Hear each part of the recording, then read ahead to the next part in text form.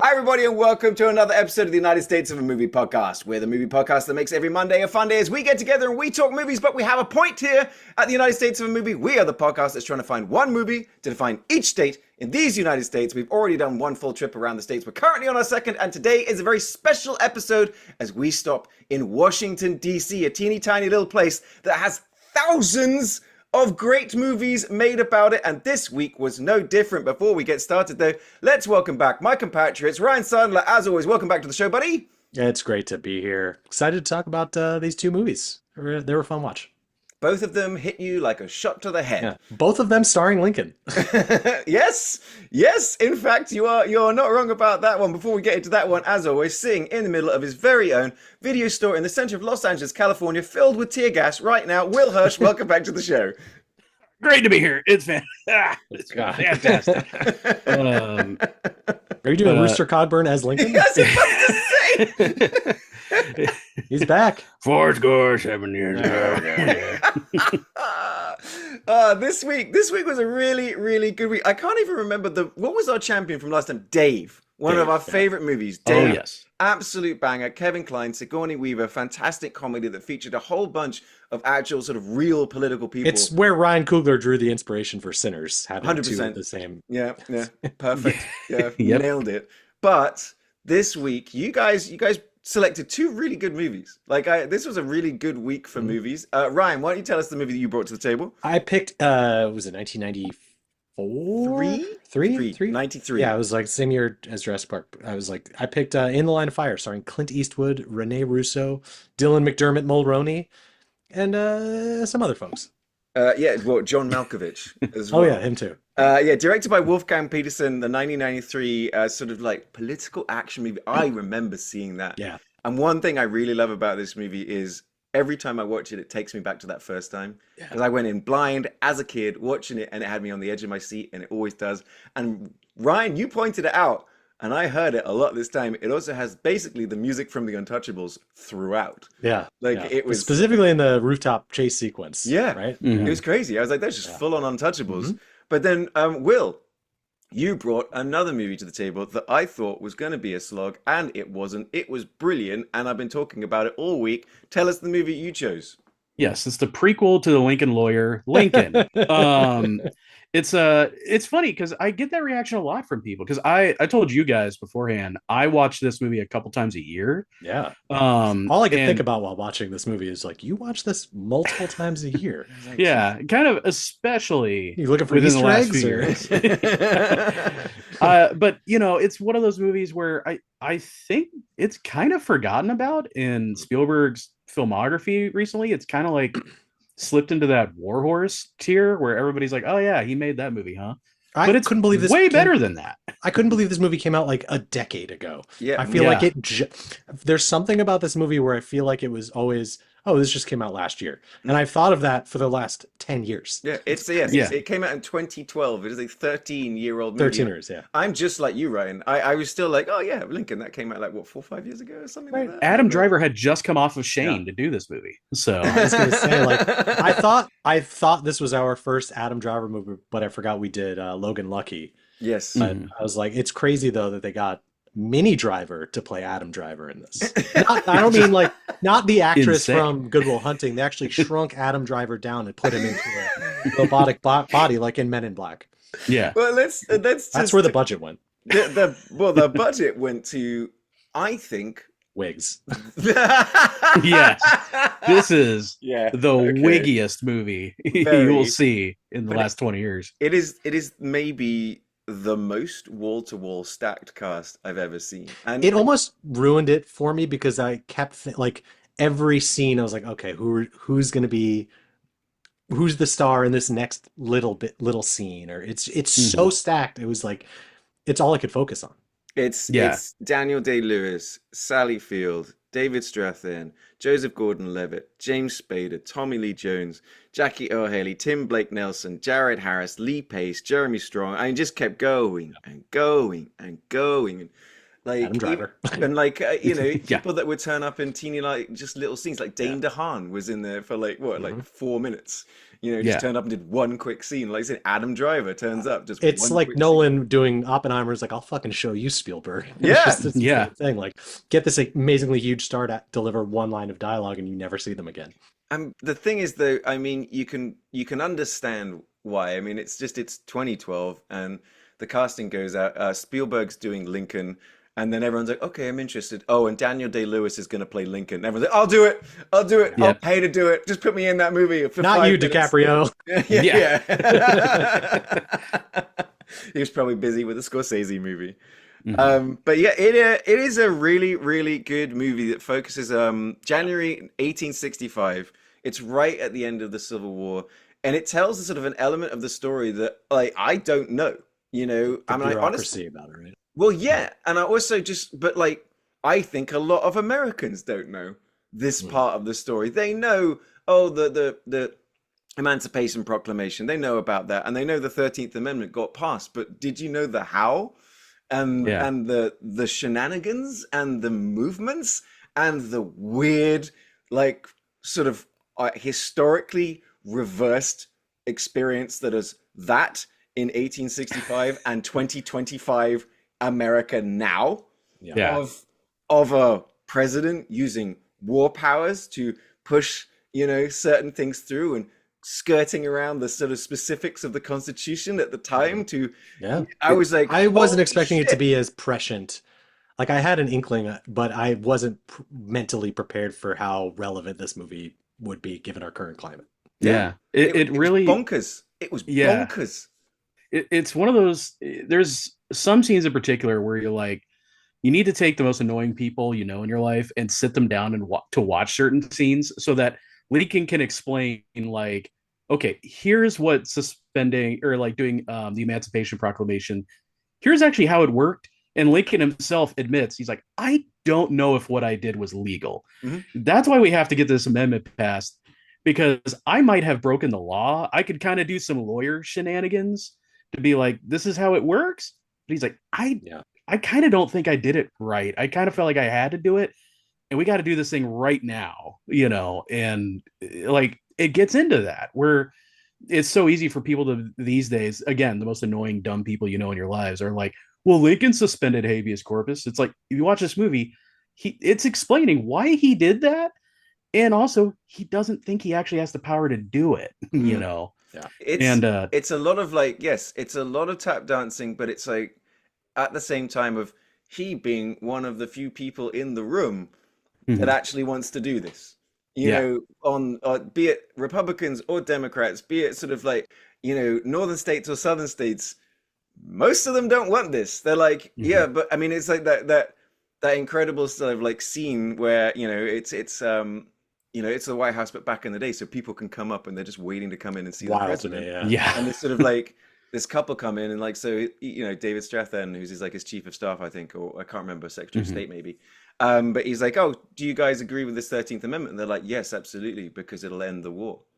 And then he's like, okay, well, what if the war ended tomorrow? And they're like, well, no, why? And he goes, because of N-words. And it's just like, that's just boom. This movie, right? Because you hear Spielberg, Lincoln. Imagine Spielberg had done Lincoln in the early 90s. It would have been a wonderful, sweeping, beautiful epic that would have softened all of the edges. Yes. It just would have like told this rosy story of this guy with a cool hat. And like, very like made for TV movie. Of the week. Whereas this one, like I said, I was talking over dinner with my friends and I said, guys, I was blown away by Lincoln. It's absolutely the movie everyone needs to see right now. But I was like, it doesn't, it keeps all the hard edges. Now, it doesn't do it like, let's say, Saving Private Ryan. This movie starts with a very, very sort of crazy 4 minutes, like if that. But it's the Civil War and it's people fighting and stabbing and being drowned in mud. And it's like, it just so goes, guys, this is what's happening. And then it goes, okay. And the rest of the movie is essentially conversation. In fantastically period appropriate. Or even honestly, guys, I was getting into the facts about it. They created his mansion perfectly. It's the same wallpaper. It's the same books. The tick of his watch is actually the actual ticking of his actual watch. Things like that. They got Nathan Fielder to yeah, right. do the rehearsal. But if you know Spielberg, if he's gonna do it, he's like, Yeah, for we're sure. gonna do it completely accurate.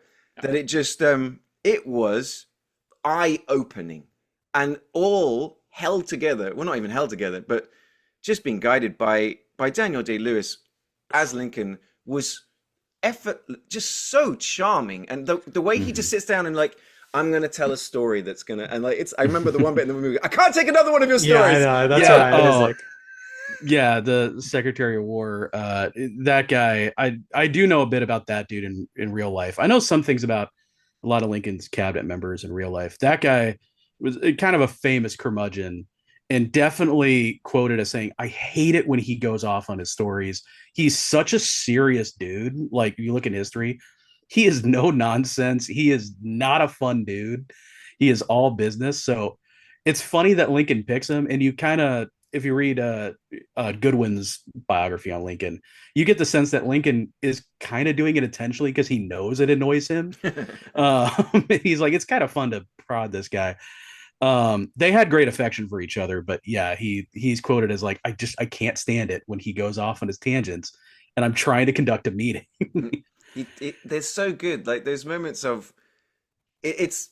I think honestly, I think it's a tip top movie. It just they nailed the tone and everything. But in those moments of like, it's a little bit later with the Adam Driver scene where Lincoln, I think it might be the same one where the other guy storms off, but he goes, he sits down to tell a story, and everyone in the room kind of like pulls up a chair. Yeah. Like, and they're there in rapt attention. I realized I was doing it. I did the same thing. Yeah. I'm like, okay, like, here we go. Tell us a story, Lincoln. And he does it with sort of like that kind of charm that I guess it's like folksy, whimsy. Yes. It helps you understand how he was who he was at the time and how he was able to sort of pull this off, because it's almost like the best teacher you've ever had.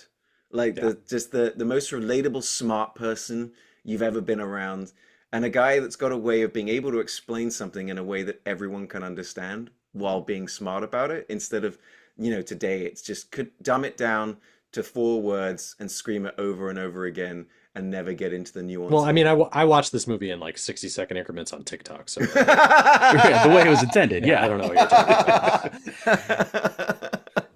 So Ryan, you'd seen this one before or not? No, I never have. Like, this movie is like so not in my like wheelhouse. I felt like this would be such a movie we would be like taken to watch in school. You can smell the leather. It felt like I was watching like it felt like a play, because I mean it is a very dialogue heavy film, the way it's shot, the way it's set. Like, I'm not a huge historical biopic fan, but I really enjoyed watching this film. For me, it was like, for me, I was just like, we were kind of on the text thread. We were all watching the movie at the same time, about 30 minutes spaced out. Right. Like, and it was kind of just like oh shit, Spader. Oh shit, Timberlake Nelson. Holy shit, it's this guy, that guy. Though I must say, every moment of James Spader Great in this movie. Oh, I love that guy so much. I love him so much, and he's just something about James Spader. He's a total sleazeball, like, right? In a way that you're like, oh, I love it. Give me more of that sleazeball with the big mustache, and he's just like the way he smokes and carries things and walks and everything else is just like the 3 of those bozos. It was him, John Hawkes, and Timberlake Nelson. Timberlake Nelson, yeah. Love it. Yeah, they were fantastic, and there were more than that in real life, but I like that they picked those 3 people to really focus on, because they're such a great dynamic. Like I said, Spader, even though he's a sleazeball, he's exactly the sleazeball you want on your side to kind of do these things. Sure. And that's something where I think modern politicians, especially modern, more progressive politicians, they could take some notes on like, hey, you know what? Sometimes you need to use these kind of sleazy guys to kind of like do things to get people like to go in your direction. You do gotta kind of understand how the politics game works And I feel like so many politicians these days who are trying to do good just completely just don't do that and Yeah, get nothing done. it's really interesting because the game hasn't changed at all. Like that's what I mean. Right. When you're watching this movie, you see exactly how it's just going slower because there's no cell phones. Like the bit where they're like Hmm. running to the Yeah. White House and then running back with a handwritten thing kind of stuff. Great, like cracking me up kind of stuff. It was just like, yeah, it was great. One thing this movie does brilliantly, because there is a lot of history and there's a lot of characters and a lot of character names, a lot of random sort of like guys, this congressman from this side or this congressman, although, and so you could get lost in this. Someone else Hmm. that does this very well is Nolan, is Christopher Nolan. Explaining something complicated or stitching things together will give you these little visual references that help you. Same thing with Oppenheimer, the guy handing it, that's the spy, or the guy when the hat blows off. It just helps you reference things. Like in Hmm. this particular case, right at the beginning, you kind of have those sort of like that trio naming these vulnerable guys that might be able to turn, and you get a visual like look at them. They've cast them in a way that they've all got their own thing. One guy's kind of mousy, one guy's Walton Goggins. You know what I mean? So it's Yeah. like, you're gonna get the Gogs, but it's like, but then they don't really feature again until an Right. hour later.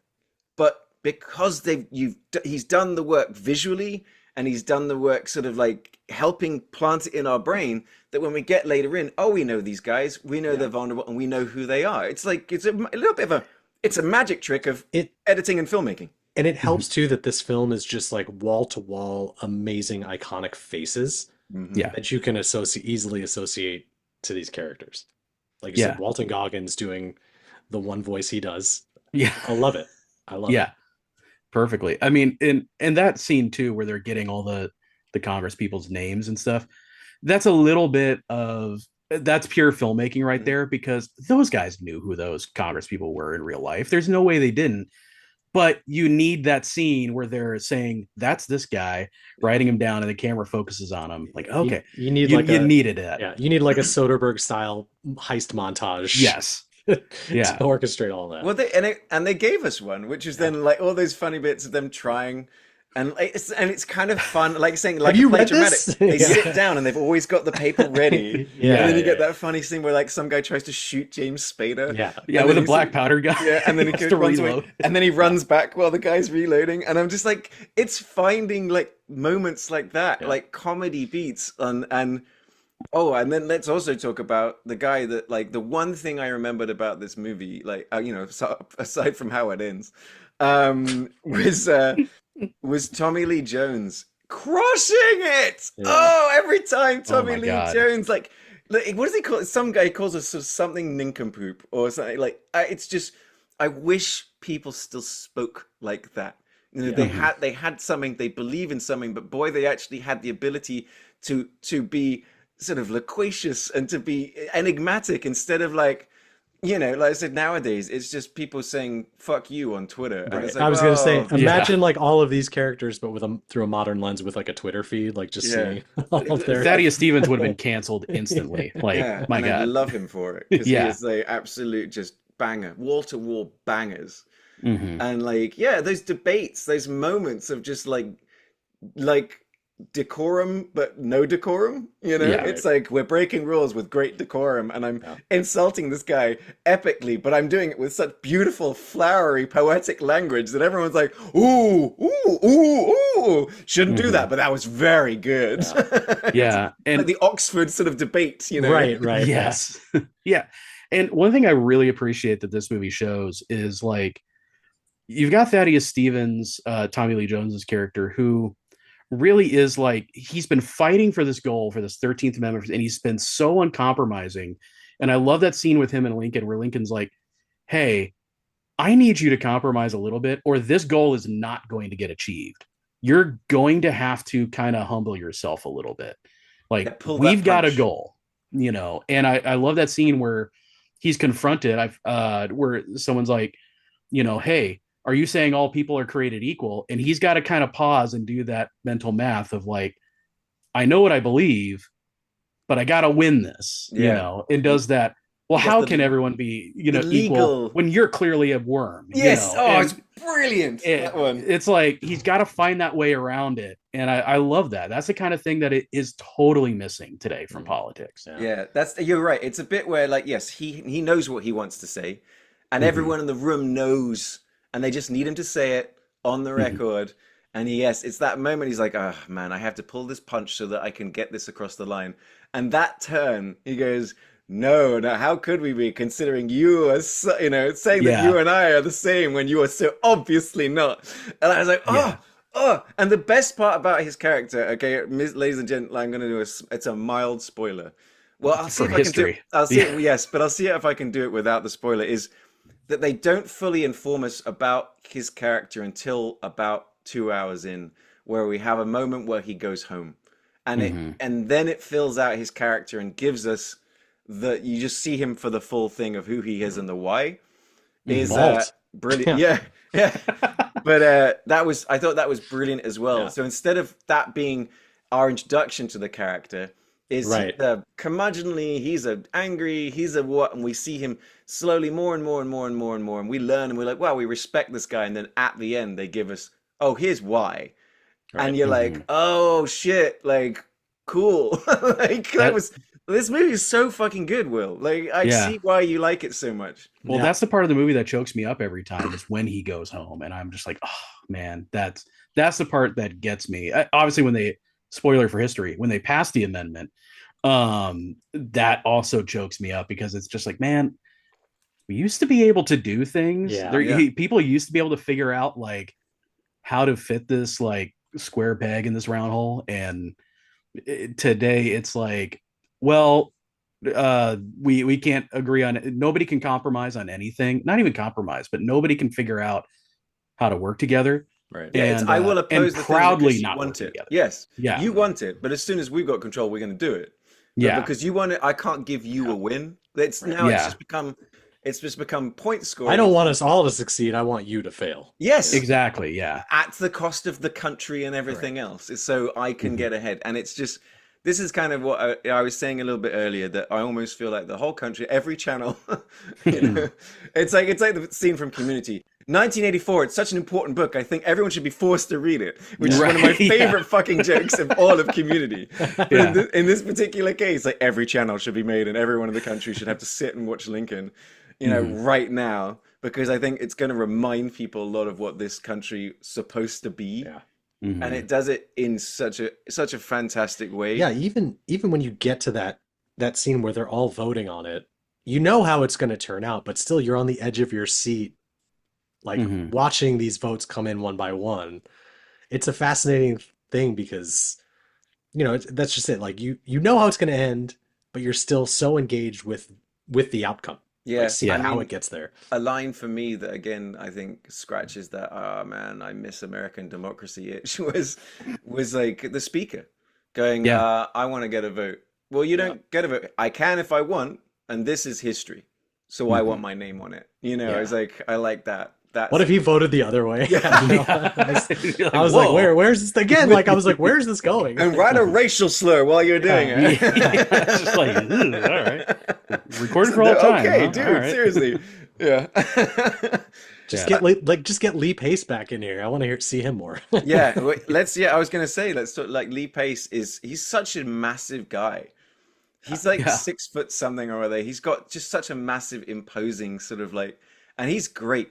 I mean, everyone just like I was saying at the beginning, all the actors wanted to be in because it's very well written. Of course, it's very well directed, but it just like they're all just enjoying every Mhm. second of it. You can tell the actors are like, no, I'm Yeah, they're dressed all up, taking big swings. and Yeah. they're in this sort of, it feels very real. I think it was the Virginia house they shot it in to kind of represent sort of what DC was like, back Mhm. then. But you're just there and you're in history and you're all dressed up It's and super immersive. you Yeah. look in the Yeah. background. That's the thing is that I was watching like this and it's where like, and I know this about like Lincoln is that he's just notoriously short speeches. Yep. He comes up and he does this great speech. He goes, there, that's my speech. Yeah. But I'm like, and I'm looking around for this moment, or it's him sitting down with these guys. But of course, it's Spielberg. So that whole thing goes back 100 fucking yards, 100 feet. It's all period. They've built these buildings. There's people with horses. There's people, they've probably got, oh, I'm an actual blacksmith. Cool, get that actual blacksmith. And it's just, it informs the world around you. And you just think, like, any other movie, okay, shoot it like this. And we just got two characters. And he's like, no, no, no. Guys, we got $150 million or whatever it was. Get all the hats, wigs, get it all. I want to, make 2,000 period appropriate outfits for our extras to stand in in this moment for 12 minutes of this movie, and it's just, and what does it do? It crushes. That's what it does. It crushes. Yeah. I do want to mention Sally Field's performance real quick, because Mary Todd Lincoln is somebody who that could be a part where that part is really shrill, and she could be very off-putting, because we didn't even have the conception back then of people with who are Mental not neurotypical. There was just no concept of what that was at the time. And so she had not just undiagnosed disorders, but also lost a kid. So she was an extremely traumatized person. And so that role, I think, done with like lesser directors or at another time, could be an insufferable performance from somebody. And I think Sally Field threads that needle perfectly of, you love that character a lot and you sympathize with her and you understand where she's coming from. Yeah. And it is not a shrill performance. You don't come away with like, oh, that she's dragging him down. You're with that marriage, as ugly as like their fights could get.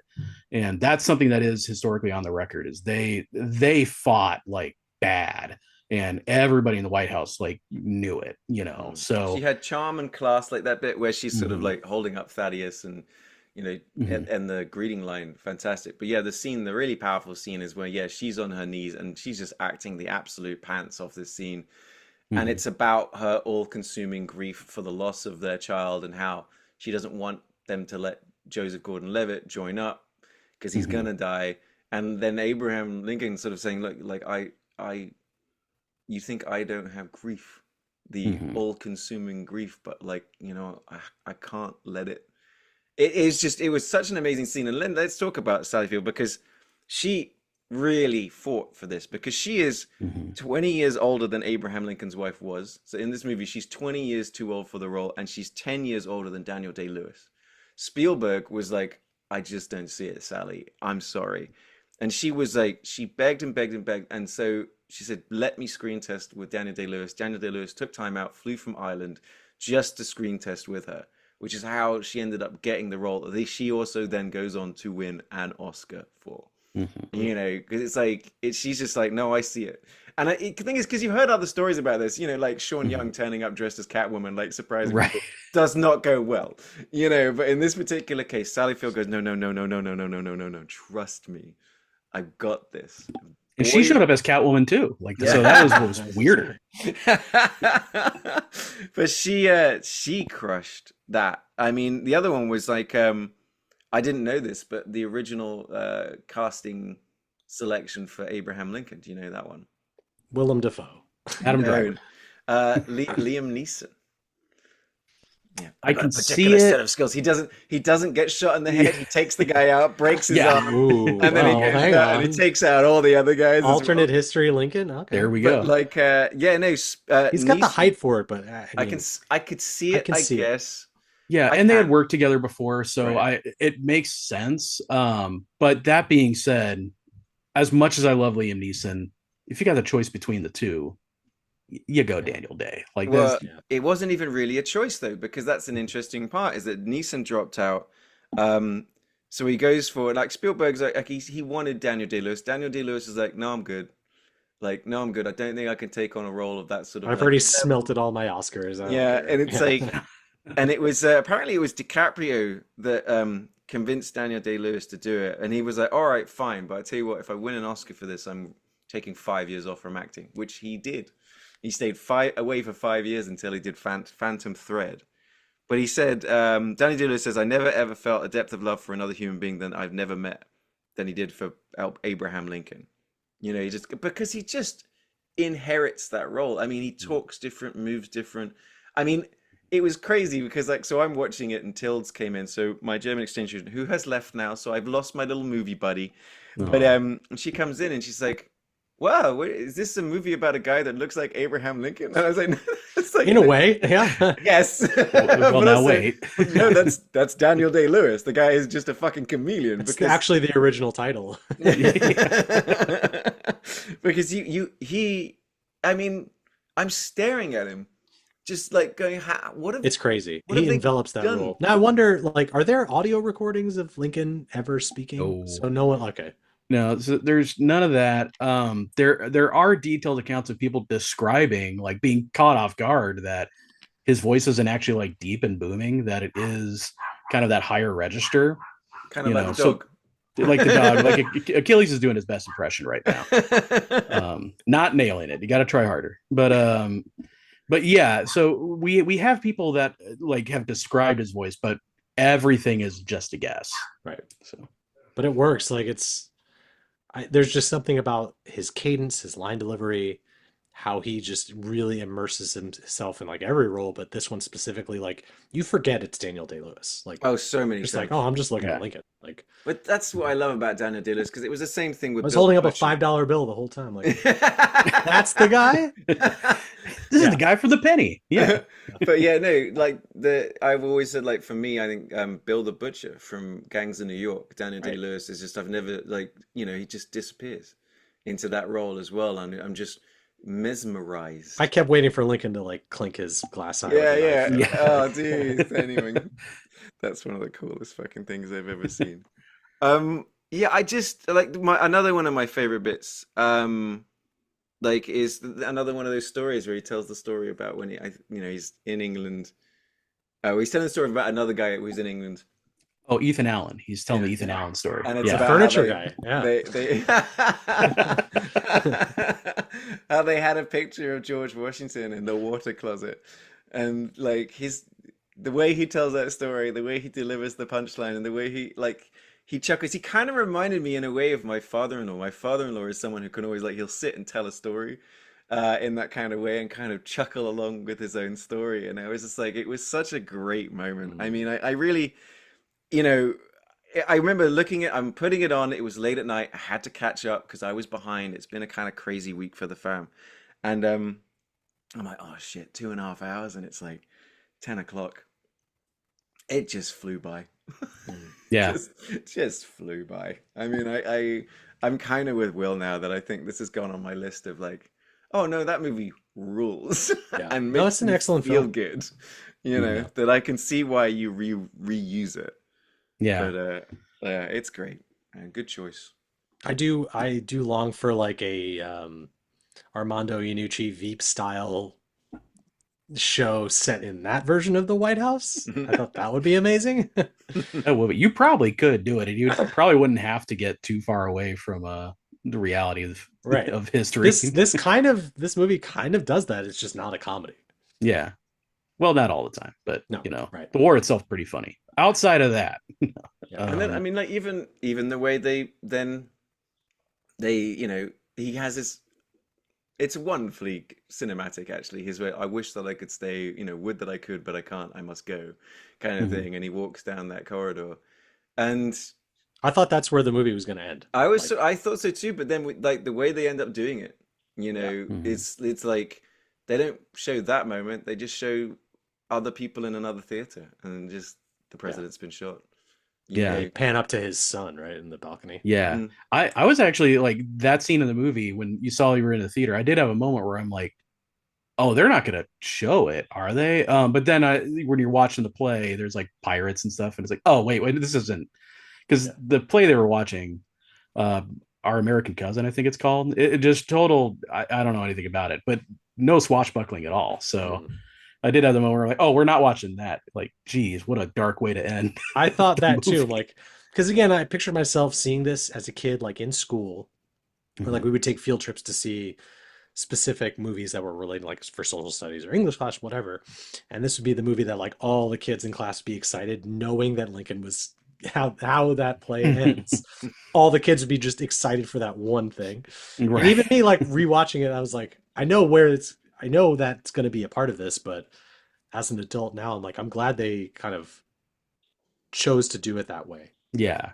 Yeah. Yeah, it would have been an odd way to end the movie. But the last kind of thing I'll say about the real history of it is Robert Todd Lincoln, who uh, Joseph Gordon-Levitt plays. He was like in town present when Garfield was assassinated. Like later in life. Yeah, Garfield the cat was there. He did it on a Monday, Mondays, right? Which is why he hates Mondays. But yeah, so he was there when President Garfield was assassinated, and I think years later, I forget which president it was, but they invited him to the inauguration of another president, and his official response was, "Are you sure you want me to go?" Right. Like, I love that he had like the sense of humor to be like, I should probably not be present where there are other presidents around. I'll probably sit it out. It goes in threes, guys. You don't want to do that. Oh God. It's a real Final Destination scenario. Right. Yeah, at a certain point you do have to ask, is it me? Right. So, it's kind of like we were saying, it's in a way sort of overlooked, but like, I mean, it was a $65 million movie that looked even more expensive than that, but like, it made over $250,000. And it's honestly, since then, honestly, a lot of people, and I'm going to agree with this, a lot of people are saying it's one of Spielberg's best. Yeah. It's up there. It's one of his best. And actually, Will, let's get into this, because you were talking about how you wanted to kind of like Spielberg's filmography and the way it's kind of like gone, because we've just passed the 50th anniversary just the other day of Jaws, a movie that completely changed movie, created the modern blockbuster and everything else like that. And then all because we picked it for this podcast. Exactly. Yes. That's what the only reason it's regarded. But yeah, Spielberg has had an incredible filmography that sort of explores all these sort of different sides. So I'm interested to sort of see where you're going with this, Will. I think one thing that's kind of not talked about enough is, so he's older now. Like, so he's officially old man territory. He's 78 now. Yeah. So he's up there. And I truly do think his best work over the past like 20 years has been his more mature, more grounded, down to earth stuff. Where he loses me. Well, see, that's where I'm getting into. Where he loses me is the action and adventure, fantasy, more sci-fi stuff. I think really since War of the Worlds, which should have been one of his like opuses, is like okay. Like, it's not amazing.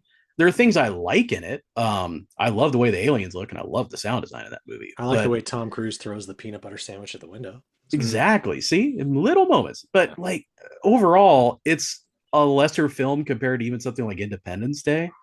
And that shouldn't be for a Spielberg film. And so every time he does like a fantasy movie, a sci-fi movie or something, it comes across like an old man trying to remember how to be young. I think Ready Player One is a prime example of that. There you go. Let's sort of do this, all right? Like, let's look at his sort of filmography since sort of like the post sort of 9/11 world. So 2002, he did Minority Report, which was kind of like his 9/11 movie, which is sort of like darker, but also great action adventure. Yes. And he also did in the same year Catch Me If You Can with that comedy, right?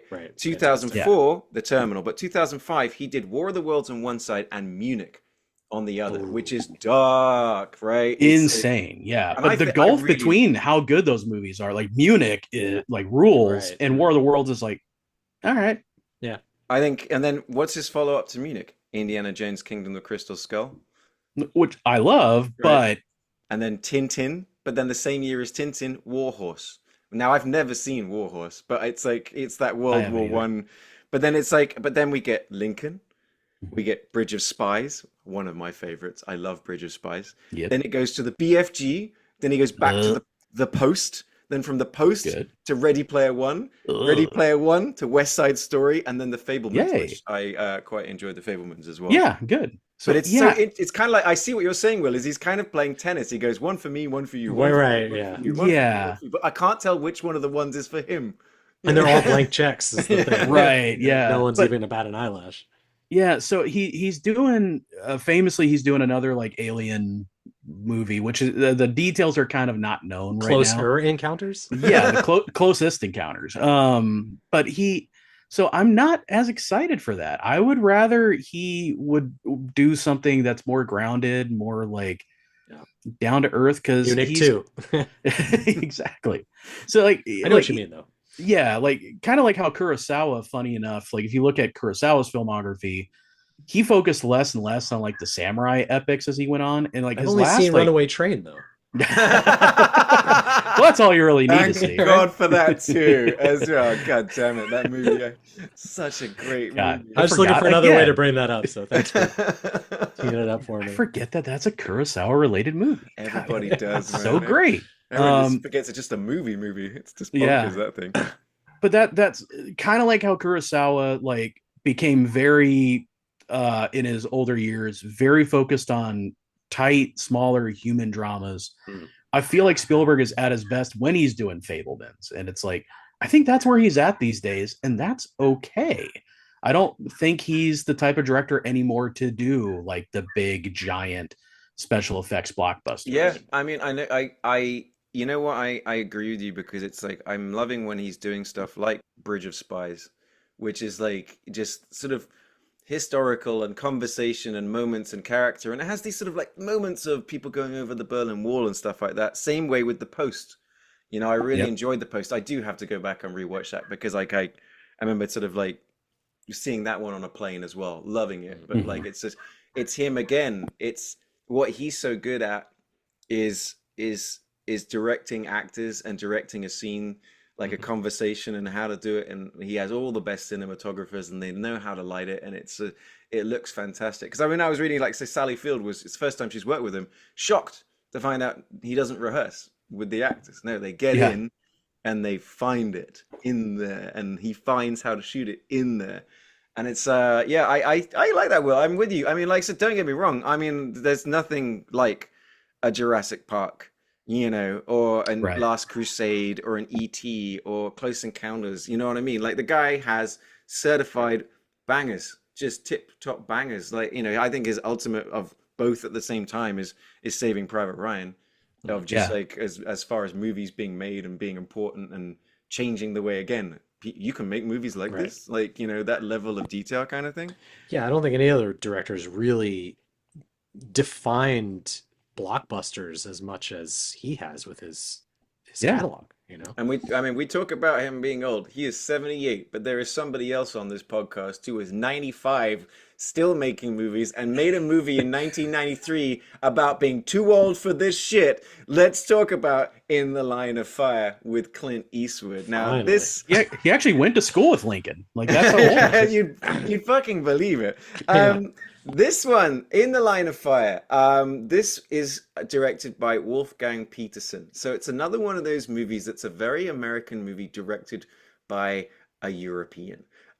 He also directed one of the most American movies ever made, which is Get Off My Plane, Air Force One. Oh, American Pie. Air Force One. That's funny. When I rented it from the video store, it came in a 2-pack with Air Force One. I was like, why is that? I didn't really look into it anymore, but that makes sense now. Yeah. So this movie, kind of it's a kind of movie that I miss. In the same way that I say, like with No Way Out, is there were a lot of these back in the day, is the DC based political thriller. Like, it's a political action thriller, because everything nowadays is, no, we're going to do an 8-episode miniseries on Netflix or Prime. Or someone's going to attack the White House and we'll make 10 of these movies. Yeah, right. Or it's just going to be a full-on just action movie. Exactly. Yeah. And I'm like, it's these grown-up sort of, like, you know, movies. And this is one of those grown-up movies. It's a fascinating one, because I was 10 years old when this came out, but maybe I didn't see it until a bit later. But this is such a movie I would never, ever watch as a kid. But I somehow, like, I remember renting it with a buddy on VHS and eating like fucking Domino's pizza or whatever, and we absolutely loved it. Like, yeah, that's exactly this was like how the I first felt about time I watched like a proper adult type of film, you know? Because the guy, I mean, you know who Clint Eastwood is because you've been a kid and you've grown up and you've seen Dirty Harry movies on the TV. But here is like, he's older than my dad. you know, Right. and he's on the sort of front cover, and it was exactly what I mean. I think I Such a watched dad it. movie. It's It such is. a dad Yeah. movie. I watched it as, again, one of those recorded off TV VHS sort of things that was Mm-hmm. bouncing around my house, and I'm like, all right, I'm gonna watch In the Line of Fire because I've watched every other movie, so I'm Yeah. putting it Yeah. on, and it's exactly like you said, man. I was just a young teenage boy watching it, like I was probably 15, 16, and I was on the edge of my seat. I Yeah. thought it was so well made. I thought it was just like just the artistry of it. And like I said, when it just all the way to jump to the end, like the moment when it goes down, I remember being like, Yeah. like what's I gonna love like happen? it's got that like I love I mean I'm a sucker for like the whole like cat and mouse thing between the two of them like in Seven like when the criminals antagonize like there's like a bond that they have together, I guess. And this is like so well done and so fleshed out. I'm so engaged with their relationship. Yeah. Because it plays out through the whole movie, and Yeah. instead of it being kind of like they never really interact, or it only takes place over the phone, is that quite early on we get moments. He almost gets him a couple of times. That's him. That's the guy, and he chases him, and he gets away. Get handprint. Okay, great. And then the another one where when we get the rooftop chase, where it's like I've almost got him, and then you don't get him. So the cat and mouse is a Mhm. lot more Tom and Jerry, like almost there. Right. Yeah. Instead of being Plus this. his disguises are so ridiculous. And when they Yeah. have the CIA computer generate images of what he might look like, I thought that was so funny to me. I We brought that up on the John, text thread. They John make his Malkovich, nose like really wide. right? John. The problem is though, John Malkovich can only ever look like John Yeah. Malkovich. No matter what you do to him, Well, did you see who they wanted to cast in this I before didn't. Malkovich was Willem Dafoe. It Oh, was supposed that's to be like even Willem more Dafoe. the most Yeah. easily identifiable Yeah, human right. being on earth. I don't know. Have you seen the Boondock Saints? He disguises up pretty well. But also, I think they wanted Sean Connery to play Clint Eastwood's role. Yeah. that would have worked. That would have also worked. Yeah. I don't know if it would have been better or worse, but it would have also worked probably about the same. I can see, but I like that it's the sort of like Clint's got a bit of like charm. I'm not like saying that Sean He is. Connery doesn't have charm, but he Right. does Yeah. in this movie, and he's like, but he also He's got the looks part. grumpiness. Yes, Yeah, he just looks exactly. exhausted. He knows he's an older guy now, but he knows he could still bang Rene Russo, which is Yeah. so fucking absurd to me. I think he's supposed to be like 50 something in Well, this film. because so he's 62 in this movie. Right. But he does mention 50s because the mandatory retirement from Secret Service is 52. Mhm. So he's playing like It's 2 days he's from got some retirement. he's got some highway miles on him. It's funny because he doesn't look in this movie. He doesn't look a day over 79. You're Like, not wrong, dude. No, right. Like Clint But Eastwood he's is, still running and jumping and getting bounced off fucking cars and shit. Like, Yeah. I mean, the way I said it to I was watching it and Zen was like, she peeks in. I was like, Zen, because it's that sort of scene where he's running and he's tired. And I go, same age as Tom Cruise in the Mission Impossible 8 that we just watched. And I'm like, what? That's what I mean. Is like, do you remember like, still fuck him. yeah, but like just when we were kids, 40 was Right. like was what Tom Cruise is now. I mean, I'm 44. I'm like, Yeah. it's like I feel like a 22-year-old. I think about that a lot. We mentioned it in War Games and we were like, wow, if he died at 42, like, wow, he was old. yeah. Yeah. Yeah, Oh, he's no. really old. I love that line. Died of scurvy. Yeah. But yeah, so okay, so if you haven't seen this movie, it basically focuses on Secret Service agent who's a little old, played by Clint Eastwood, who it turns out also was he's the only active Secret Service agent that was working when JFK was assassinated. And there is a guy who is obsessed with trying to kill the president, who is never named in this movie. He's always just referred to as Traveler. I do like that the whole movie just the kind of president, takes yeah. place takes place from the perspective of the Secret Service, Mhm. and it kind of just creates this kind of this cat and mouse, and it's a movie that feels exceptionally real. What I mean is like there are moments where they're shooting right in DC. There are moments when they do some pretty impressive for 1993 inserts and special effects using real footage of Air Force One and real crowds, and then putting sort of like put people in the foreground and stuff like that. But they really sell the definitely idea. noticeable this time or this watch, like because I think they superimposed like a Clinton rally, a Bill Clinton rally, and like you have him clearly on like a blue screen at the time. Yeah. Just with his earpiece where he's in the train shot, especially like really stood out to me as like, oh, there's some. That's the one. The train shot was but 1993. But what I mean is like, But this movie is the first movie ever made to have like the full cooperation of Secret Service as well. It's crazy. Yeah. So it's like, that's what I mean is like when you sort of like you get into it, and it's because it also shows that the other side of it, like treasury agents and stuff like that. What's he doing at the beginning? He's investigating people doing like funny money. You know what I mean? It's like they don't just protect that was cool. The president. Like that when he goes on. Well, they've also got to introduce Dylan McDermott, Mulroney's character, his wet behind the ears new partner, who's just moved to DC from Baltimore. He's got his wife and his kids at home, and surely nothing will happen. Everybody calls me Dead Meat. Agent Dead Soon is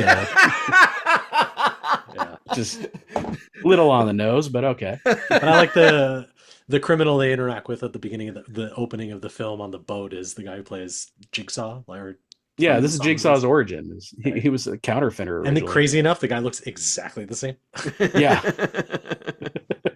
But that bit where they put the fucking bag over his head and he does his Dirty Harry. He does it. He does the thing. Like, yeah. Great. You do the Leo meme that, he did the thing. Yeah. He's playing it super cool though. He goes, well, can I have my gun, please? And it's like, he's got the biggest Dirty Harry style. And just kablam, kablam. It's like the last scene from Unforgiven. He just calmly goes, kablam, kablam, kablam. He doesn't even look. He's like, all right. Done this a few times. All right. Yeah. You made me do my thing again.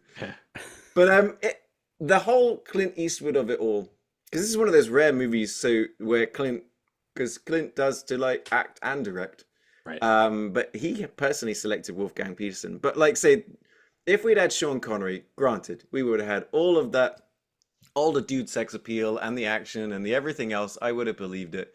But it's like this one, he brings a lot of the Clint Eastwood to it, which is his like the jazz and the piano playing, the same and playing, sort of, and it's like, and I honestly, I think it works. I think it informs it kind of like, and the way they get into as well, building out his character a little bit when it was like, when he's got Booth on the phone, he's like, and it's the same thing that Rene Russo brings up as well, is that he's very honest about the effect that the JFK assassination has on him, his wife and children like leaving him, his problem with drinking. So he lives kind of like a quiet, sort of like isolated life, where he just kind of like listens to jazz, plays piano, sits in this bar kind of vibe. And I think that all informs the character and makes it more interesting instead of, I think if it was Sean Connery, he would have just been a fucking cooler guy. Right. Yeah, that's true. Yeah. And it's based off a real Secret Service agent, right? Yeah, I mean, it's all been sort of like informed by, real agents. And like, that's what I mean. It just, I really like this movie. I was really happy I love this movie, picked it because it has that sense of realism. It's got that sense of it just doesn't rush it.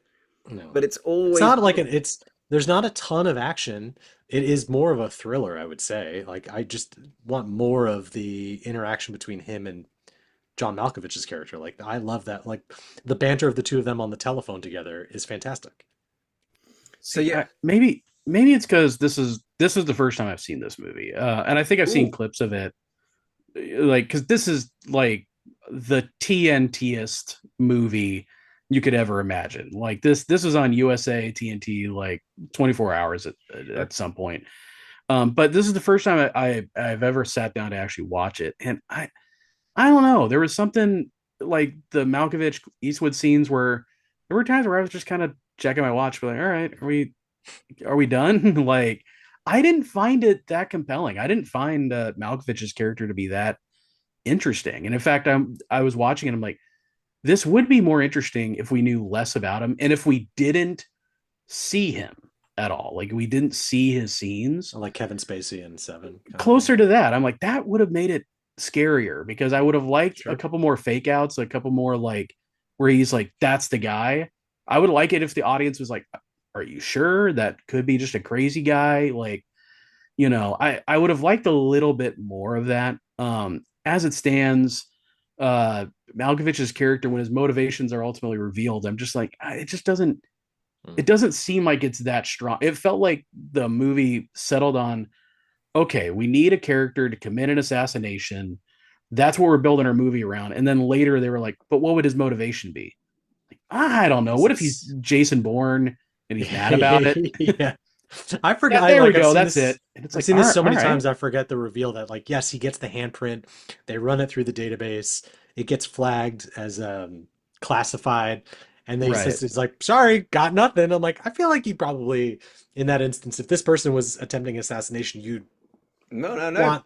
No. That's what I actually liked about this movie. This is a pre 9/11 movie. Oh yeah, That you've got that. True. got the three. You've got the NSA, CIA, and FBI, all, and like the Treasury Department, all in a room, Yeah. and they're all keeping their cards close to their chest. And I was like, yeah, this is what happens. Yeah. This is what happens. And like later on, you could have. Maybe you should have fucking told us this an hour ago in the movie that this guy is like a murderer. You dicks. Oh, well, I'm sorry, but it's G12 classified. They reveal he's like a CIA spook or something like, right? And it's just I love my favorite thing about these like 90s eras films is when you have the actors in them and they have to show old photographs of them, and it's so clearly like, because there's no like crazy Photoshop. version of there's no like Photoshop, so to speak, but like the stuff with like old Clint Eastwood I thought looked really cool. Yeah. The stuff with old John Malkovich, not so much. Him in the football outfit at the wedding. Like, Again, John Malkovich just kind of always looks like John Malkovich. You can't really, can't do a whole lot with that. But no, the Clint Eastwood stuff, I was kind of like, I think they really did just take old old pictures of him and just, oh, for sure. There's one or two. putting him in these other photos. But the artistry, how they did that is like really, really good, like for the time. See, now, I mean, I respect your opinion, Will, and like about me, I quite enjoy. For me, I don't respect my opinion on this. Like, come on, the interplay with Clint and Booth, as they go through the movie. Like for me, I like the bit where he gets Malkovich angry, and like I love angry Malkovich. Like he's angry Malkovich on the phone, but. Like for me, I respect like the idea of like, yeah, if he was less sort of in it, but for me, I think it keeps the momentum of the movie going. Like, with Seven, it's the mystery. This one is kind of like he's ahead, he's behind, he's ahead, he's behind, and just when you think Clint's doing it, something goes wrong. He gets the flu, and then he gets triggered by the popping, and so now he's getting sidelined. But you're like, oh well, where's this movie going to go? He's being sent off, and then he starts piecing things together. And that's all in like the last 20 minutes. He figures the whole thing out with that cab driver who's like, he's been waiting for this day his whole life. This is the day this cab driver gets to save the president. But like, it's because what it does is like it doesn't. Me going back to what I was saying about if it was Sean Connery, he would have always been one step ahead. You know what I mean? And he would have been crushing it the whole way. And it's like, it would have been, whereas this case, he's too sexy. It's too sexy. Right. And he's kind of like behind, even like when it comes to Rene Russo, is that he's being charming in an obnoxious way. Yeah. Like, and that she's into it, but also not into it. And the one time they are going to bang, I always find this very funny because it's the feet and they're just dropping guns and like things, all this kind of shit just dropping on the floor. Very naked turkey guns. leg. Yes, it's very naked gun. That's what I mean. And then they get into bed and then they can't do it. And he goes, I gotta put all this shit back on. Yeah, like, I did really like that line. I swear this has never happened before. Yeah. And it's like the other way sort of running joke through it is like, he's like, I know things about people. He's got this kind of line, which comes all the way back to the very end. I know things about pigeons. He's just, I like this movie a lot. I like the bit too where you just get that shot of the, like, in front of the Oval, like the whatever the area is in front of that. And the portico. I guess. And then you have the paramedics running in. You think, oh my God, something's happened to the president. He's been poisoned. And they just run into the break room. And it's just Clint Eastwood sleeping. Yeah. Fucking hysterical. And it turned like Rene Russo's the one that pulled the prank. Yeah. Was it her? See, I thought it was. Yeah. I mean, they have that line of dialogue where he's like, I can't believe one of the guys here would do this. She says, who says one of the guys or something like that. Yeah. But yeah, it's the way he's sleeping. He does look dead. He does look dead through most of the movie. And then it's that reaction of him waking up and just like, what? Or when they go get ice cream together and he's just like, yeah, you'll look back. You're into it. A little wave. It's cute. Real meat cute. Yeah. See, I think for me, what would have worked for this film, because I mentioned in the text thread to you guys, like, this is kind of like the light beer version of the Jackal. Right. And as I thought about it more throughout the week, Forsyth just died, actually. Yeah, you know, and so but like what I was thinking about, like throughout the week, is I was like, you know, I actually kind of wish the two movies were combined. I wish it wasn't Malkovich. I wish it was Bruce Willis's Jackal character as the villain in this, because I do think that movie, Jackal's okay. It's fine. I don't not enamored with it, but I do think he's really good in that movie as the villain, and I think he's a very magnetic villain. And I do think I buy his disguises a lot more than I buy Malkovich's, and I think he's just overall a much more terrifying character. And I'm like, okay, you put him in a movie with Clint Eastwood's character, and the only other tweak I would have made is I would have been like, because of the mandatory retirement age, been like, okay, he's not in the Secret Service anymore, but a credible threat comes up, and so Fraser's dad has to bring him back, and that's his entryway back into the Secret Service. Is the Fraser's dad calls him up again, and that's where we kind of fix. I mean, we'd have fucking 10 of these movies, so yeah, I'm on it. Yeah. So I think obviously it's Liam Neeson as the Clint Eastwood character. Sure. Yes, absolutely. Or Gerard Butler, so to speak. Doesn't matter. Yeah. I just saw a random interesting fact. I actually quite like the Jackal as well. Remember that bit where what's his name gets his arm blown off? Oh, yes. Jack Black. Jack Black. Yeah. He gets Jack Black. Very sexy in that movie. It's so this movie is scored by the same guy as The Untouchables. So Ennio Morricone. Yeah. And that scene is the same part with the saxophone stripped out. The rooftop chase, yeah. So he is using that same sort of like vibe. I was like reaching into the catalog and like, what do I got in here? That's well spotted. Another one is that Robert Redford was initially going to be him as well. I can see that. I could see. Yeah. I can see it. I can see it. I think he would have been able to pull off like the same sort of comedy beats, and without it being too, like I said, I guess we just all agree that Sean Connery too sexy for the role. Well, too sexy, and sexy in the wrong way. Whereas Robert Redford, I buy that any woman of any age. It's Sean just Connery. Like Robert Redford. Yeah. We had Sean Connery in the John Malkovich role. Oh, hold on. Got to blow his head off. And the other role, 2 Connerys. Yes, make it happen. You listening, Wolfgang? So Will, I'm taking your notes on the movie on board. I'm interested, but for me, I always I really, really, really enjoyed the tension of like, is he gonna get the president or not? Like that moment of like, because there's been a bit earlier, because like, so he's now hiding as like a high donor. There's a bit where like where he's at the donor dinner and Clint's like right behind him. Yeah, and he's just showing the guy the photographs, and like, and the guy next to goes, "Who's that?" And he goes, "Secret Service." Like he's like, "Yeah, that's the guy trying to fucking catch me." But it's like it comes all the way down to that sort of like, you know, the he's trying to piece it together. He realizes the Minnesota murders of the bank person. You know, he's trying to get there. He comes into the room and it's like lock's eyes. And you've got Malkovich looking at the president, looking at Clint. Clint's doing the classic Clint, just like, as he's looking around the room. And I'm sorry, like, so I'm just, did that scene work for you? Because for me, it is the scene of the movie. Because I just remember being a kid that was going, cool. This scene, like, and he dives through and takes the bullet. And I'm like, fucking do it, Clint. I think you broke 6 ribs doing it. Imagine he like dove too early and well, like in 22 Jump Street. I couldn't help but think like the whole Naked Gunnedness of this is basically the Naked Gun, but without all the you could have had Leslie Nielsen in this whole 100%. And I think too, like, you know, Will, if you had seen this like in that time period, I think you'd have a little more fond appreciation for it. No, I totally agree. Like if this was my first watch, because I'd seen so much so many similar films since then, I'd probably feel the exact same way. But Yeah. seeing it as a kid, I was like, this is awesome. It's a movie I've seen with my dad. Hmm.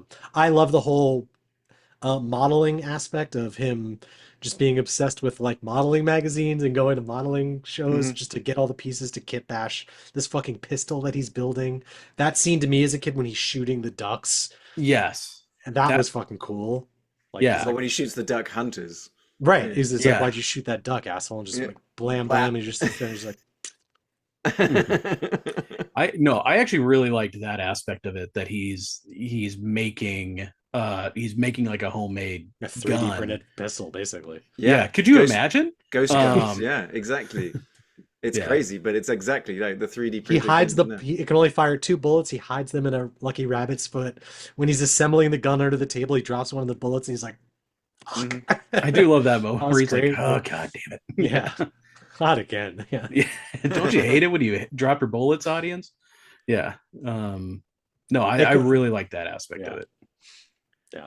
Guys, and the bit like so as well. Like I know we joked about Agent Deadmeat, Yeah. but like but I'm like gonna quit tomorrow. yeah, I oh, swear. I know. At the same time, it's still every time I watch it, like I remember as a kid going, "Oh man," But you've got to you got to give Clint a reason. Now I really got to get this guy. But yeah, I that What do you 'cause mean trauma? Get over it. Yeah.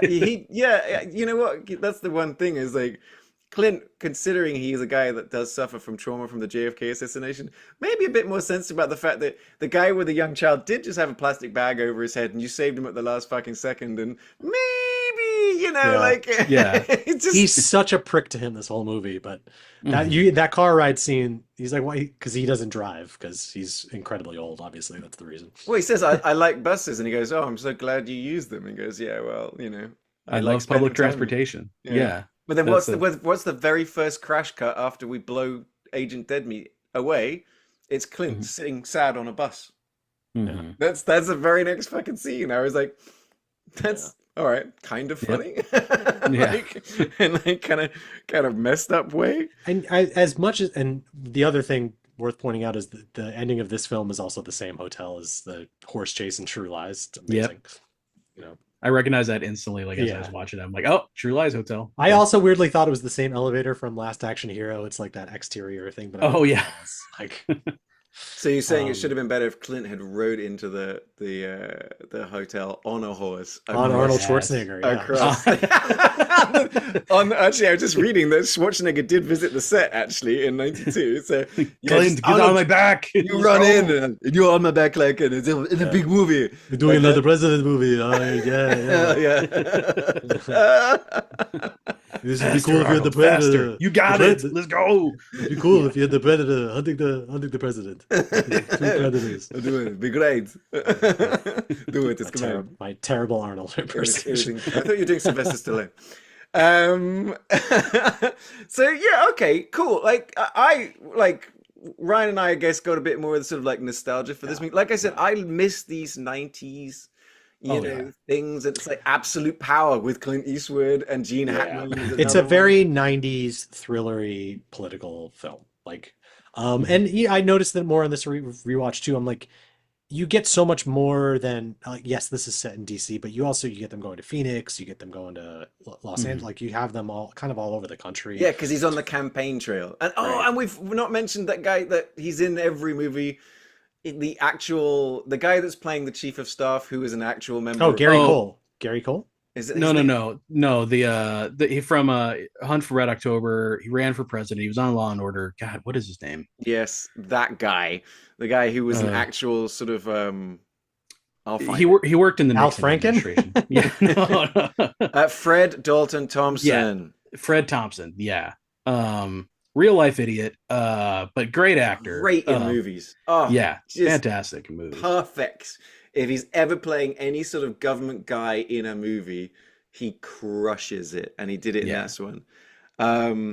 Yeah, no, we didn't like you right because Gary Cole. So it's like Ricky Bobby's dad as a Secret Service agent, John Mahoney, Secret Service director. There was just that they filled out, like there was a lot of sort of like people that filled it out. Rene Russo, we haven't really talked about her. Let's just talk about like the fact that it's like a role. Well, look, we need someone who's smart, and capable Rene Russo, who can hold her own with a guy, guys, Rene Russo, who's also like sexy. Guys, fucking Rene Russo. Okay, go, yeah, okay, right. Let's get Rene Russo. Like, I Yeah. mean, she's only like Yeah. 4 years younger than Clint Eastwood's daughter. Right. It's the one thing that like it's the one ick I have with this movie is the two of them. Like I get the playful banter and stuff, but the age disparity again, I get it was the 90s. Yeah. The age Oh, disparity So it was that's okay then, fucking is what you're saying. changed. Yeah. It still happens now. I But it's like guess. he knows a lot about pigeons. Not for right? me. You're still waiting on Clint Eastwood to call you back. I am. 95, Clint. Well played, sir. But yeah, no, Rene Russo. Like I said, Amazing. there's so many movies that I love Rene Russo, like Tin Cup. Yeah. The one with Pierce Brosnan, the reboot. Oh yeah. Thomas Crown Affair. The Yeah. Thomas Crown Affair. Oh my god. Lethal Weapon 3 and 4, which is what I Yeah. love her from. Yes, for sure. Yeah. She's just like if Rene Russo. great. I mean, she was great in Nightcrawler. As Yeah. well. I mean, she's just got. I mean, like she is Yeah. such. I love the delivery. line Clint Eastwood has because they're at the dinner together, the banquet, and he's like, "Where do you hide your gun?" And she just walks away. Or he's like, "I'm just wondering where you hide your gun." Yeah. Yeah. Yeah, for real, man. But that's And what I their mean. butt He's like, cheeks. yeah, she's just squeezing him. I mean, she's 71 now. I mean, he's 95. So I guess she was like, was it late 30s or early, maybe 40 when she did this movie? But yeah, like man, it's like Major League. Did we do Oh, that yeah. on We the did. show? Yeah, we did. do Major League, yeah. Lethal Weapon 3, Line of Fire, Outbreak, banger. Oh yeah. Great short. Get Shorty, Ransom, Lethal Weapon 4, Thomas Crown Affair.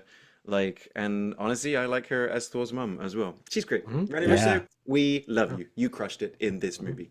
It's not about crushing it though.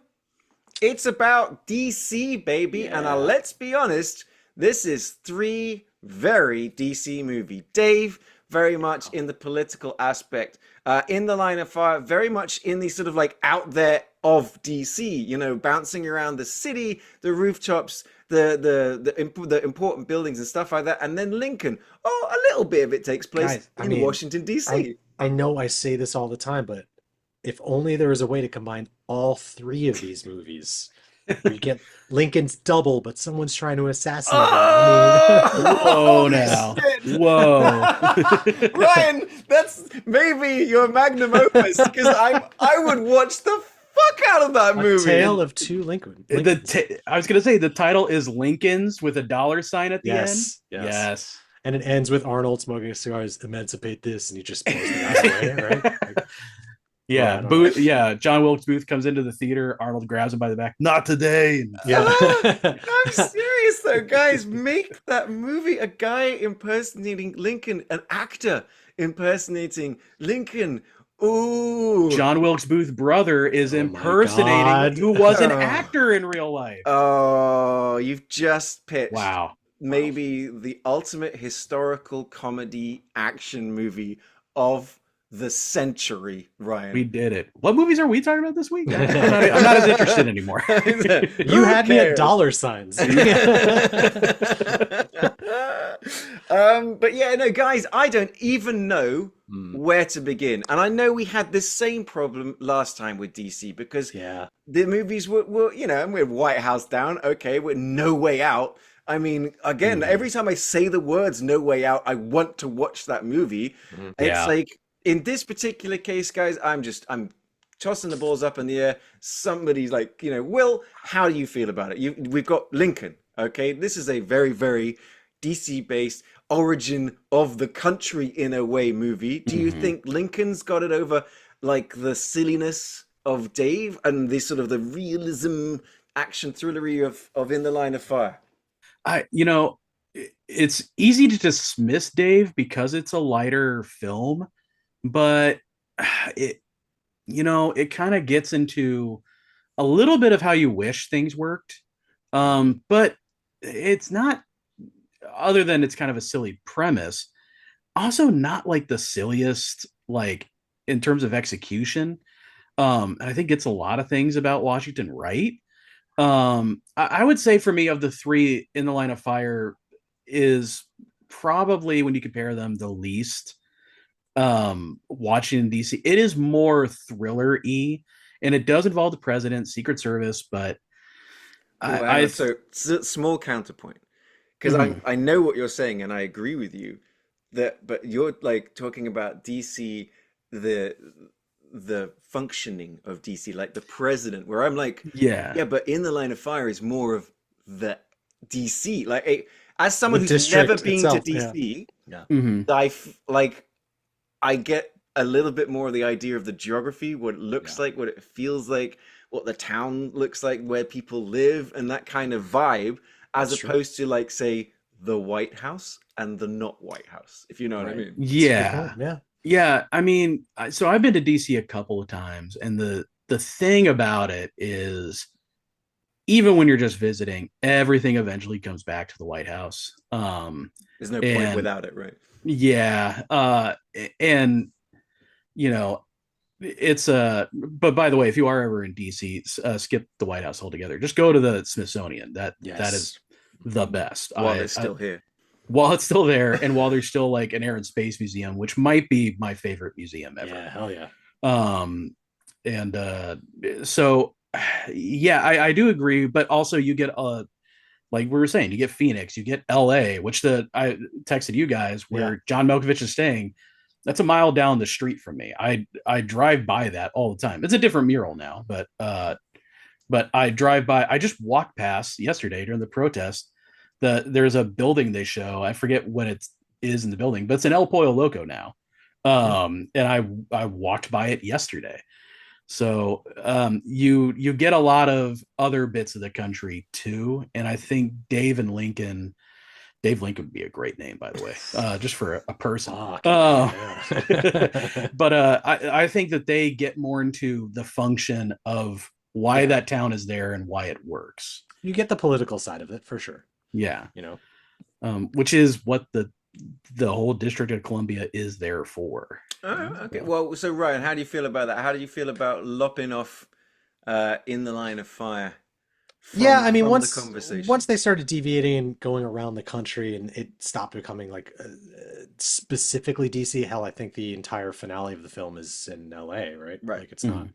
Yep. So that's an easy one for me. The hardest part is going to be like you can't like for me, it's going to be Lincoln.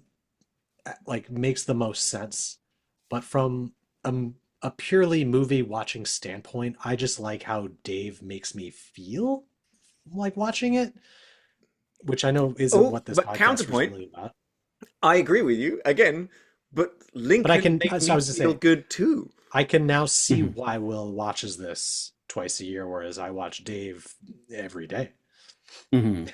No, but No. that was the biggest surprise of, hey, let's do a movie, a dusty movie about the 13th Amendment, and a guy that dies, and I ended that movie going, I feel really good.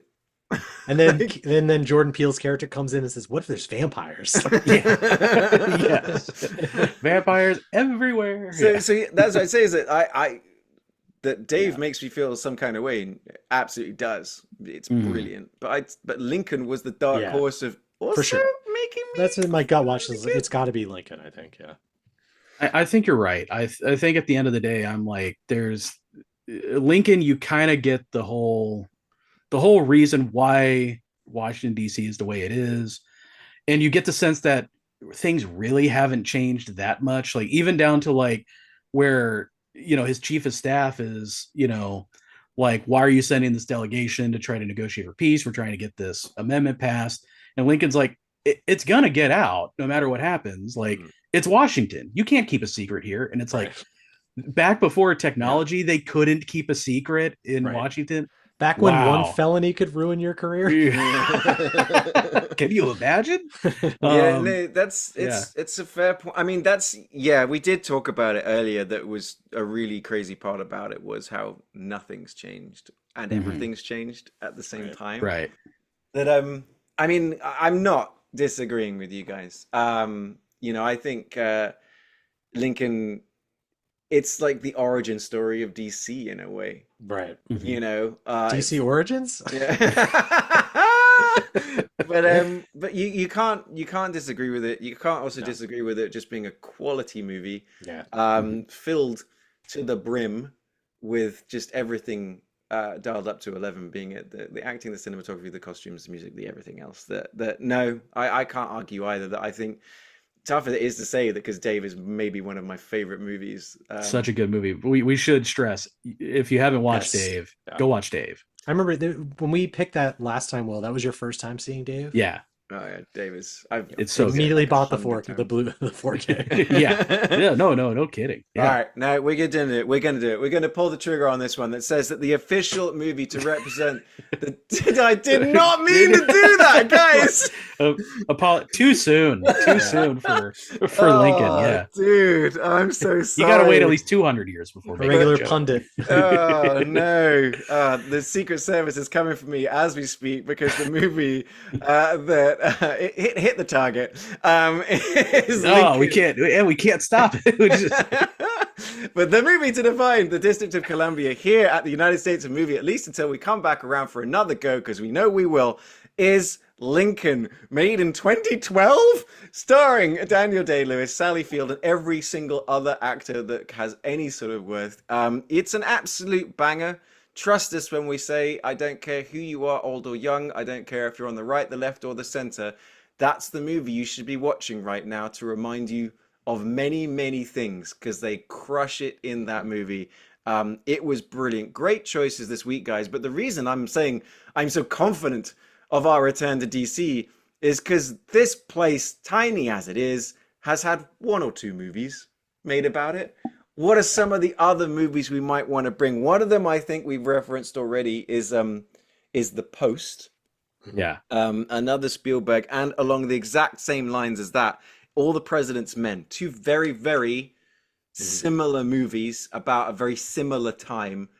Same characters too, like same historical characters in a lot of them. Yeah, like, there is some overlap on that one. So outside of those two, anything else that sort of stick out to you guys? What's the Sinbad movie? First Kid. That's let's do that one. Or the Mr. T movie DC Cab. Oh, now we're talking. I mean, we got on this list A Few Good Men, all the National Treasures movies, Wedding Crashers, obviously. Sloane, that Jessica Chastain movie. The American President, Aaron Sorkin's not quite West Wing movie, absolute banger as well. Oh no, I was just thinking about this movie actually, and how again at the time when this movie came out, how it was like, oh crazy, and then now we just live inside it. But the Wag the Dog, oh yeah, like that one was just like that was, I remember watching that going, oh that's crazy. Absolute Power, which is where we brought up, which is just another Clint Eastwood DC thriller. JFK, if we wanted to get some Oliver Stone in there. JFK is fun because as every single thing in that movie is historically inaccurate. Yeah, I love it. It's kind of fun, but man, is it not at all based in any sort of reality. But I kind of don't care. I mean, there's Nixon. There's 13 Days. Have you ever seen that one? 13 Yes. Days about the Cuban Missile Crisis. That's a great movie. Yes. These all sound so fucking boring. They are not. They're all so good. Black Dynamite. Okay, Black Dynamite, I think. Oh, that. I mean, come on. But Black Dynamite. I sell crack to the community. My favorite line.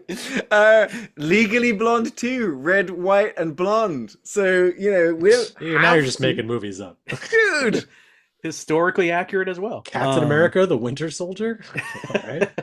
There you go. Yeah, I love that movie. Mrs.'s favorite movie. She's seen that about 600 times.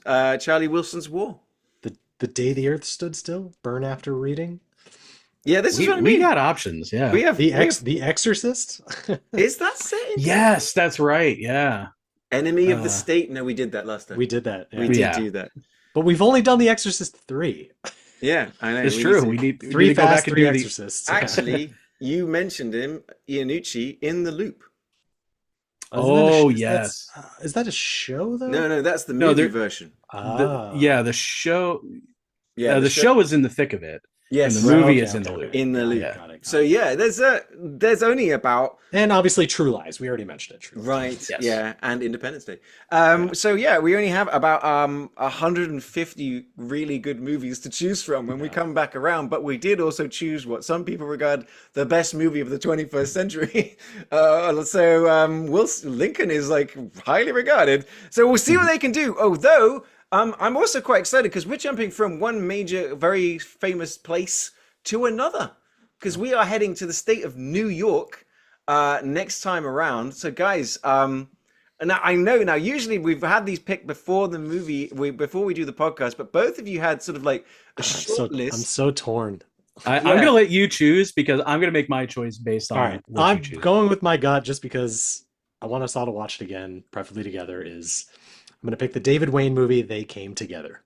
They came together. The romantic comedy that skewers every romantic comedy ever made. Yeah, Tell me about it. It's a movie. You could say that again. It's just gonna be Will and I quoting it for 90 minutes. Honestly, I watched it once. I watched it with Ryan during the pandemic. I knew nothing about it, and I remember just laughing my ass off. But like, I don't remember the movie, so I'm really, really interested in this one. This is actually right now. If you're listening to the pod when we come out, it's on Prime for the next 2 weeks. So if you have Prime, you've got 2 weeks to watch it. You've only got a week to watch it if you want to watch it along with us on the podcast as we check out our non-sponsor sponsor, Just Watch. One day they are going to sponsor us. I'm going to be so happy when they do.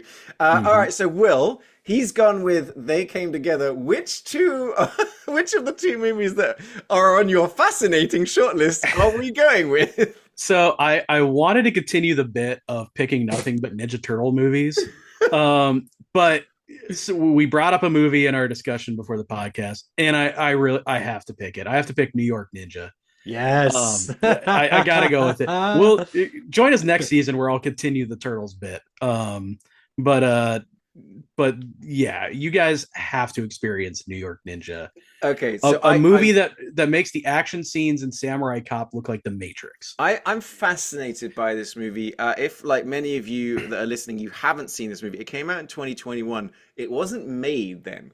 No, it's a sort of in the vein of what was our favorite, Miami Connection. Yes, it's kind of a lost movie discovered where they had no audio, so they've tried to figure out what the movie was supposed to be. They've dubbed over it. I've heard it is quite the adventure. You can find it in a few places actually available for free. I'm shocked it's not on YouTube. Canopy, it probably is. No, I'm looking right now. It's not. Pluto TV has it free with ads. A place called Foursome has it. Not spelt that way, and Canopy with a K. So there's a few places showing it for free. I'm intrigued. I honestly really wanted to watch this movie, and this might be one of those times we do a group watch, guys. We might have to because I've had such things about this movie. It is something else. And next week we'll get into the details of how this movie was made, but yeah, this is an adventure. I just saw a headline said this movie it took 37 years for this movie to. It's a bit of an oversell, but it definitely did take 37 years from filming to release. So, right. Well, yeah, but sign me up. So yeah, there we go. New York Ninja, and what was yours? Oh, it's it. They Came Together. They came together. We've gone for two absolute New York classics. They're going to go up against Wall Street. So we'll see how this one goes down. Wall Street doesn't have a chance. So join us next time for New York. Those are going to be a fun ones to watch, actually, guys. We'll crank those out in a couple of days, I'm sure. I'm cranking right now. We'll be cranking. Don't forget, guys, to if you are watching us and you haven't already, subscribe. If you're listening to the podcast, do us a favor and rate. Some of you have. Plenty of you have given us some pretty good ratings. We really respect that. If you're a movie fan and you know a movie fan, recommend the podcast to somebody in your life. Bring them into the conversation. Find us on our Facebook page, United States of a Movie. Join in the conversation there. Tell us the movie you think we should be doing for your state. You can find me as That Englishman in Texas, or Ollie Pettigrew on Facebook. You can find Will as Entitled Willennial. He has an incredible movie collection, as we're already always referencing, and he goes digging in to discover things you may not have discovered yourself. And Ryan, you can find him as Rhino Digital, RYNO Digital. He's got some great designs, some fantastic stuff. You really will enjoy it. Find me working on my Double Lincoln screenplay. Yes. Make that movie poster, please. Make it so we can put it on our Facebook page. That's the mashup that we all need. Other than that, guys, thank you as always for joining us for this episode of the United States of Movie Podcast. We will see you next time for New York.